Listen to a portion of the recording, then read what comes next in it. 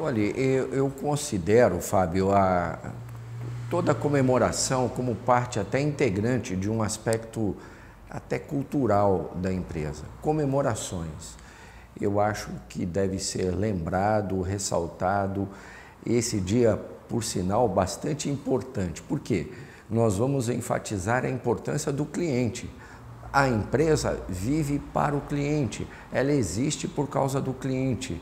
Ora, essa comemoração é importante, fala, olha, vamos sinalizar. Apesar de todos os dias nós estarmos voltados para o cliente, hoje em especial, porque o país comemora isso. Então nós vamos comemorar também.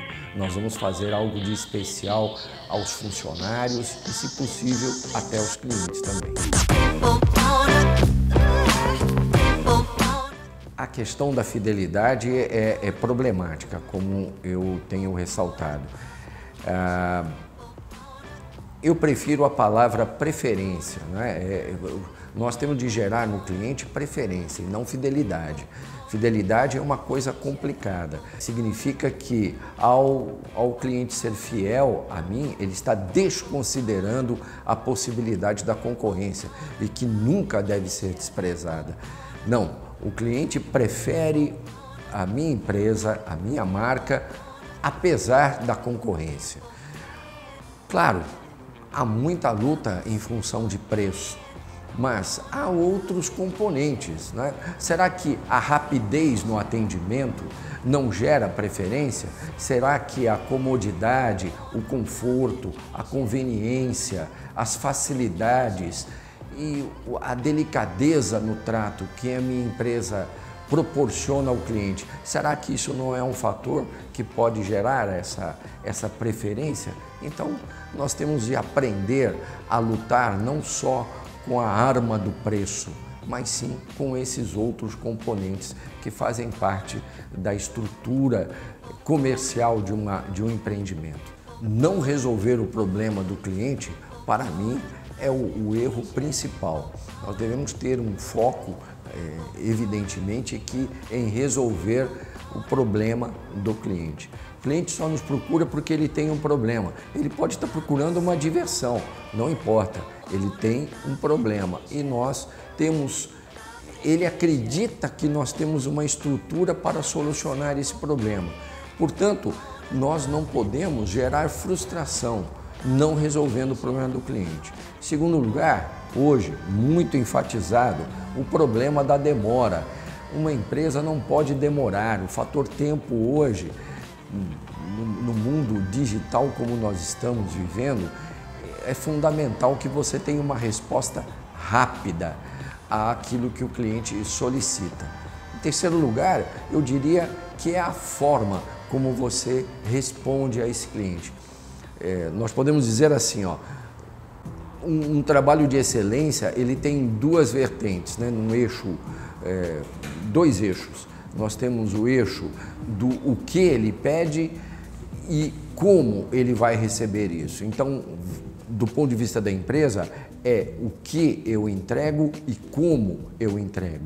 Esse como é importante e entram fatores como o atendimento, como a estrutura, aquilo que eu já disse do conforto, da conveniência, tudo isso vai entrar na maneira como eu entrego aquilo que ele solicita. Fábio, esse é um aspecto interessante, importante. Eu fiz parte do movimento de qualidade. Isso começou nos anos 80 aqui no Brasil, e logo se percebeu que o movimento de qualidade ele não resolvia um problema crucial, que era o problema da satisfação do cliente. Os anos 90 foram considerados, ou a década de 90, considerada a década do cliente. As revistas, seminários, livros, eu tenho 90% dos livros lançados nessa época eram voltados para o cliente, livros voltados para o cliente. Nós achávamos que estaríamos resolvendo um problema crucial, que era a satisfação do cliente. E não resolvemos. Por quê? Há um autor chamado Karl Albrecht que ele diz o seguinte, o problema da excelência em serviço não está no desconhecimento do que precisa fazer. Os gestores sabem disso. Está no entendimento de que o serviço ele é uma coisa espiritual, diz Karl Albrecht, espiritual e não mecânica. Ele está dizendo exatamente de uma relação humana que nós precisamos aperfeiçoar. Nós avançamos na tecnologia, nós avançamos na maneira instrumental que nós fazemos o nosso atendimento hoje. Porém, ainda o fator humano é um componente que precisa ser desenvolvido. Eu tenho sempre dito que, em primeiro lugar, nós precisamos estabelecer uma base filosófica de atendimento. E essa base é fundamental para que você possa estabelecer quais são os padrões de atendimento que você precisa ter. Em segundo lugar, você precisa focar no pessoal que vai atender. Então, primeiro, contratando a pessoa certa. Em segundo lugar, instruindo-a de como ela deve atender bem o seu cliente. Escolher a pessoa certa é uma fase primordial, é um aspecto primordial para que você não tenha problemas. Eu costumo dizer o seguinte, Fábio, não atraia problemas. Não contrate pessoas que naturalmente vão te ocasionar problemas. Não contrate pessoas irritadiças, nervosas, carrancudas, antipáticas. Essas pessoas vão te dar problema. Pode ser em qualquer aspecto, em qualquer cargo dentro da sua empresa.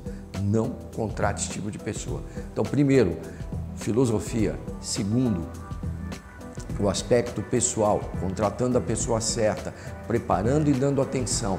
Em terceiro lugar, verifique se a sua empresa passa a percepção de que o cliente ali vai ter uma experiência agradável.